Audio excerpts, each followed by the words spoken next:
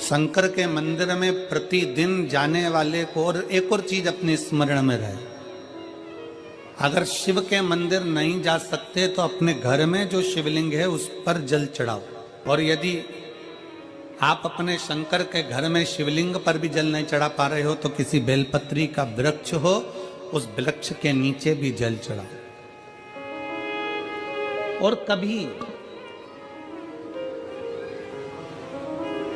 कभी मौका मिल जाए, कभी भगवान शंकर की बड़ी करुणा हो जाए, भगवान शंकर की बड़ी उदारता हो जाए, भगवान शंकर की बड़ी कृपा हो जाए, बड़ी कृपा हो जाए, भगवान शंकर जिस दिन तुम्हारे ऊपर बड़ी कृपा कर दे, किसी सोमवार को 3 नियम बना लो। जिस दिन मेरा भोले बाबा तुम पर कृपा कर दे उस दिन सोमवार का एक नियम बनाओ कि महीने का एक सोमवार मुझे ऐसा करना है, 3 नियम धारण करना है महीने के सोमवार को।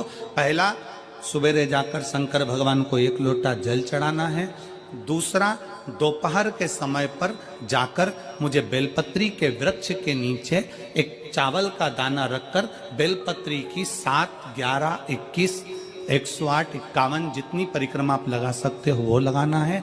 और तीसरा, बेलपत्री के वृक्ष के नीचे और शंकर के मंदिर के दरवाजे पर मुझे एक घी का दीपक लगाना है। बस ये 3 नियम जिसने महीने में एक बार ले लिया, समझ लो उसको पीछे हटने की जरूरत ही नहीं, वो आगे ही बढ़ेगा।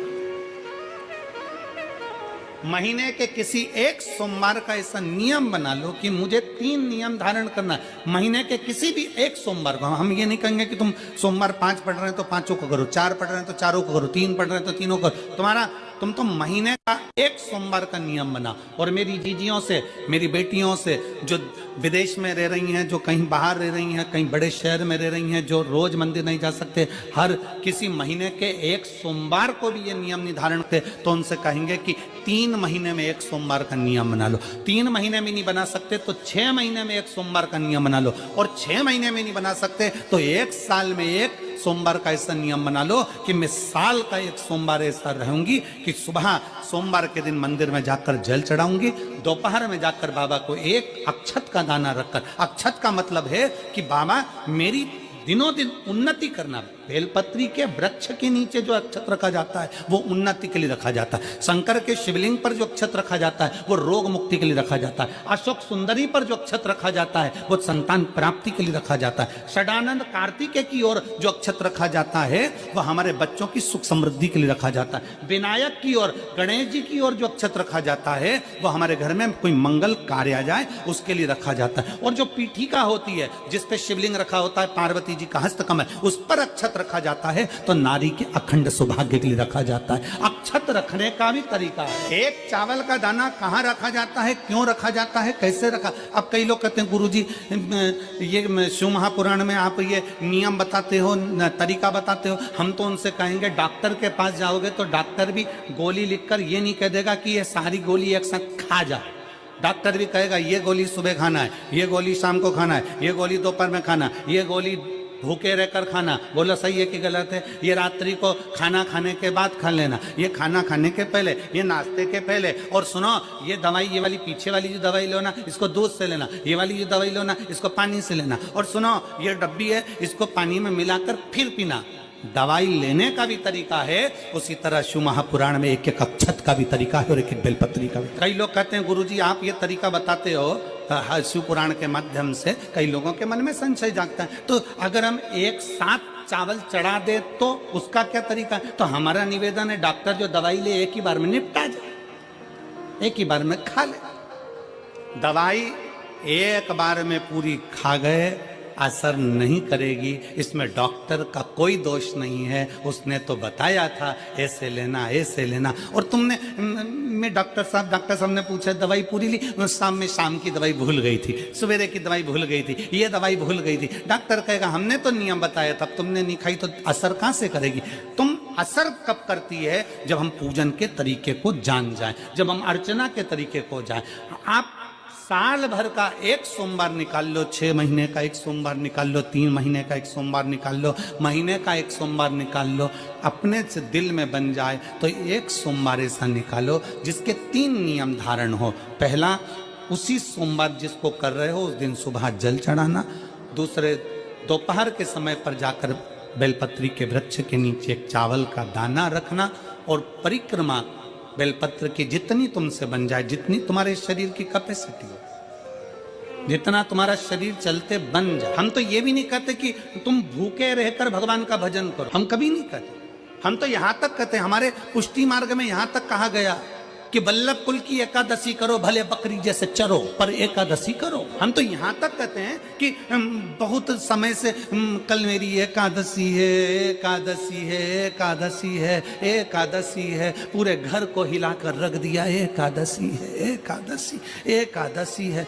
बहू टेंशन में, बेटा डिप्रेशन में, पति पपीता ला ला के, सेव फल ला ला के, मूंगफली का दाना ला ला के, काजू कतली ला ला के, सेव फल ला ला के, और सारा सामान, साबूदाना और खिचड़ी और ना चिप्स ना जाने क्या क्या ला ला के, बेचारा पति एकादशी आती है वो नौमी से चिंता में पड़ जाता। हम तो ये भी नहीं कहते कि तुम व्रत बहुत भारी करो, तुम व्रत उपास भी बहुत टेंशन वाला करो, ना ना ना।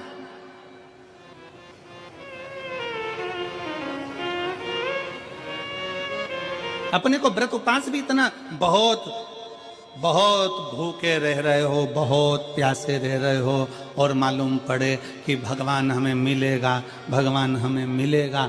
भगवान कहता है कि देख भाई, मैं भी भूखा नहीं रहता, तू भी भूखा मत रहे, मैं भी चकाचक रहता हूँ, तू भी चकाचक रहे, मैं भी अपने। और भगवान शंकर तो ये भी कहते हैं कि अपना परिवार में मत छोड़ो। मेरे पास में पार्वती भी, एक ही देवता है जो विद फैमिली मंदिर में, शंकर जी हैं तो पार्वती जी है, तो गणेश जी हैं, तो कार्तिकेय जी हैं, तो नंदी है, सब मंदिर के अंदर चाहिए। शंकर भगवान अपने पूरे परिवार के साथ। शंकर जी तो ये कहते हैं अकेले तुम क्यों रहते हो। शिव जी की एक बात अपने ध्यान में रखना, कितनी सुंदर बात है शंकर भगवान की, बहुत ध्यान में रखिएगा। आप जोहरी नहीं हो, हीरे को नहीं परख सकते, हम भी जोहरी नहीं है, हम हीरा को नहीं समझ। भगवान शंकर ने पृथ्वी पर जिसको जन्म दिया उसको जोहरी बनाकर पैदा किया है, उसको जोहरी बनाकर भेजा है कि आप भले हीरा को न समझो चलेगा, पर अपने नजदीक में कोई दुखी है तो उसकी पीड़ा को जरूर समझना। भगवान शंकर कहते हैं उसकी पीड़ा का, हीरा को समझो ना समझो पर पीड़ा को जरूर समझो, किसी के दर्द को जरूर समझिए, किसी के दुख को जरूर समझिए, किसी की तकलीफों को जरूर समझिए। हम भी तो अपनी जिंदगी में एक नियम बना सकते हैं कि मैं श्री शिवाय नमस्तुभ्यम का जाप करूंगी, मेरी कॉलोनी में कोई शंकर जी का मंदिर है, हम 5-10 महिलाएं प्रत्येक सोमवार को 10 मिनट बैठेंगी, शाम के समय प्रदोष काल में 6 बजे 6:30 बजे बैठेंगे, 6:45 बजे 15 मिनट बाद उठ जाएंगे, श्री शिवाय नमस्तुभ्यम का जाप करेंगे, शंकर जी को भोग लगाएंगे। अगर एक हफ्ते में 5 सोमवार पड़ते हैं तो 5 महिलाएं अपना नियम बना ले कि आज का प्रसाद थोड़ा सा, कुछ भी शक्कर, खड़ी शक्कर, कुछ भी मैं लेके आऊंगी, माँ भोग लगाएंगे, अपन 5 मिलकर श्री शिवाय नमस्तुभ्यम जपेंगे, प्रसाद बांट देंगे, अपने घर चले जाएंगे। ज्यादा ढोंग प्रपंच नहीं, दिखावा नहीं, कोई एक नियम। हमारे नजदीक में शंकर जी का मंदिर है, हफ्ते में एक बार नियम बनाएंगे, उस मंदिर में सफाई करेंगे। हफ्ते में एक बार नियम बनाएंगे, अपने नजदीक के शंकर के मंदिर को साफ करेंगे, क्लीन। एक नियम अपने अंदर बनाओ शिव के प्रति।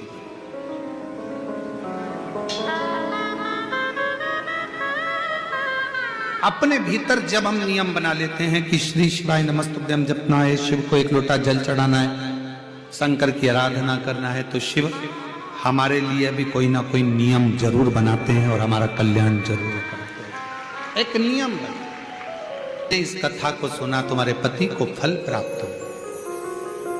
कलिकाल में संसार में जो शिव महापुराण की कथा को सुनता है, श्रवण करता है, करवाता है, बाँचता है, सुनता है, वो जितने जीव इस कथा को श्रवण करने आते हैं, केवल उनका ही नहीं, उनकी 71 पीढ़ी का कल्याण शिव पुराण की कथा कर।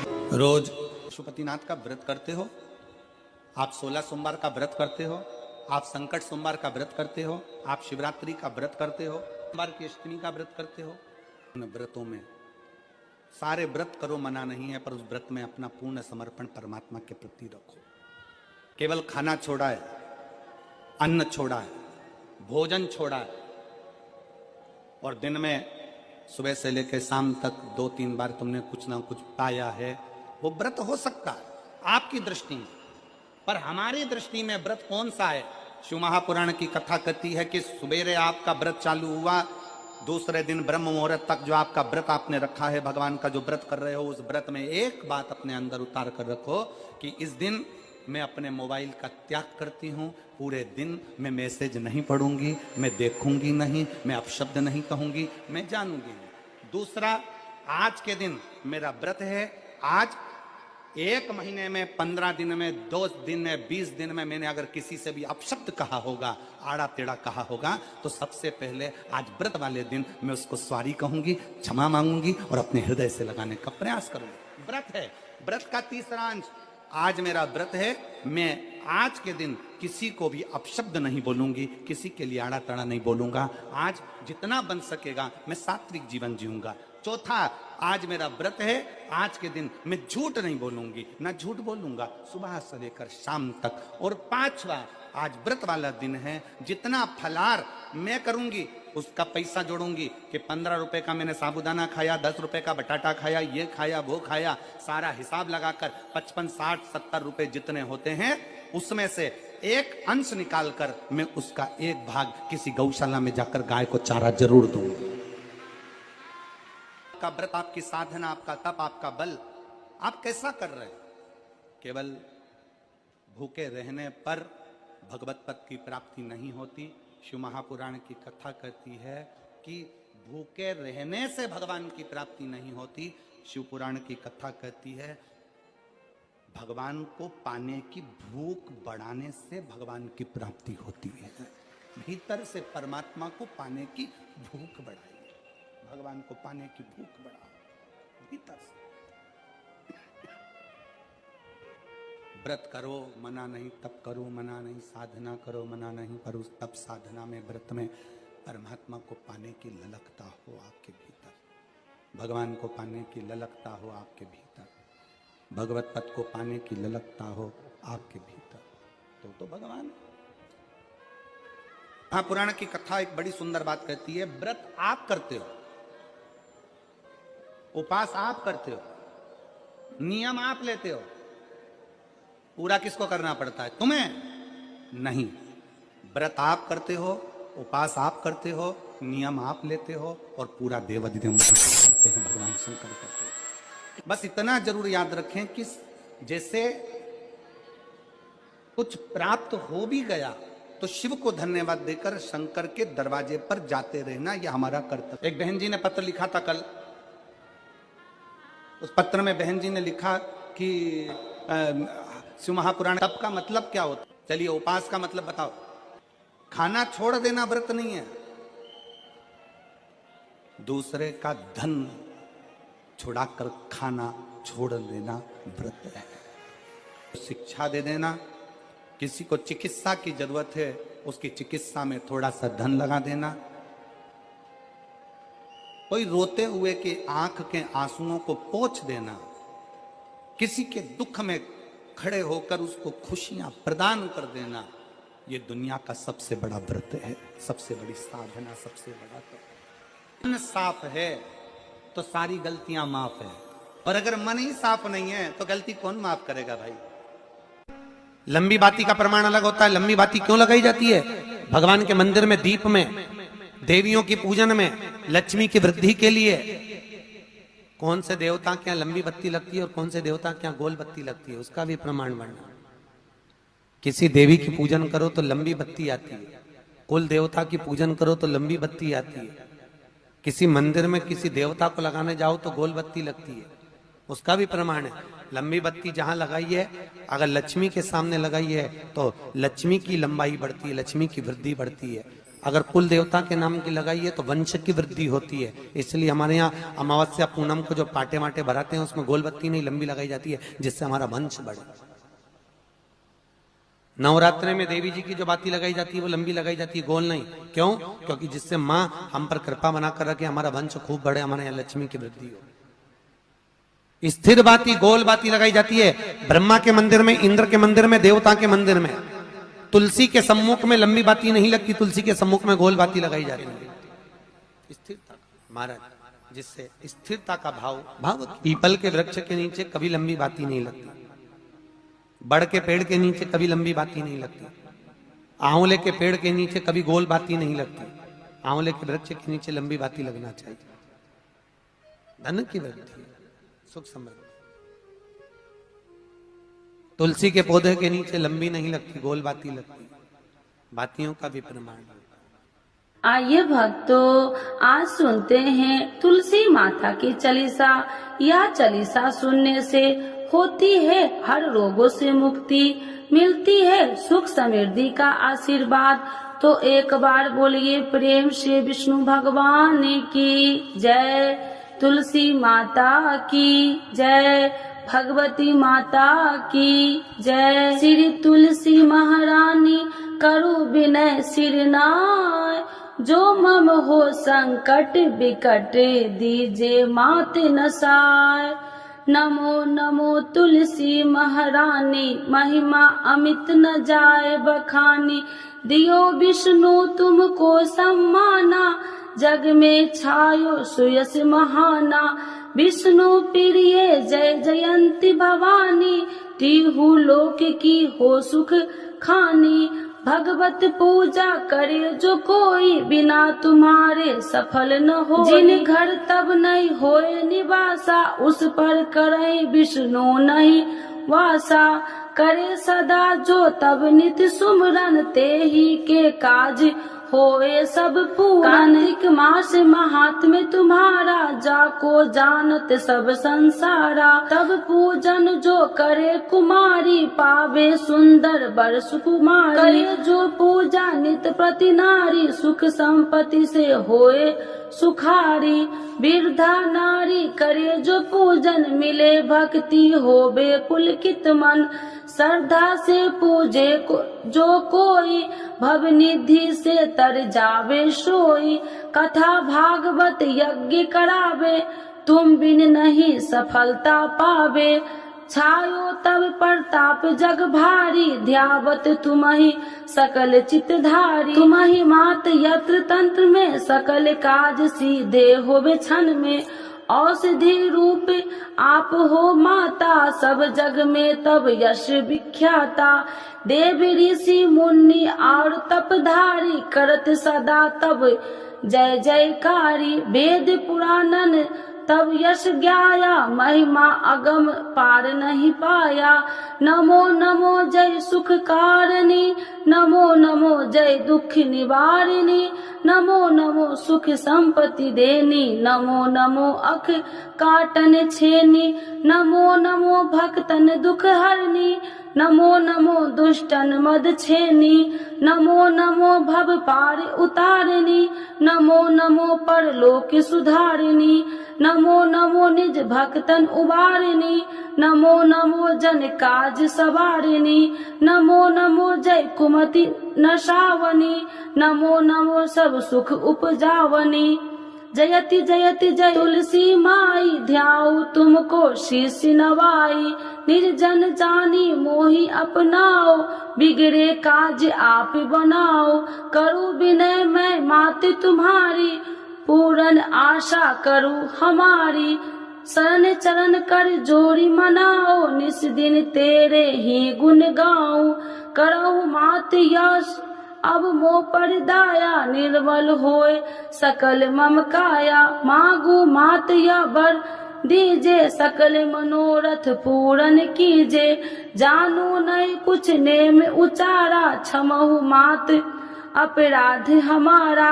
12 मास करे जो पूजा, ताशम जग में और न दूजा। प्रथम ही गंगा जल मंगवावे, फिर सुंदर स्नान करावे।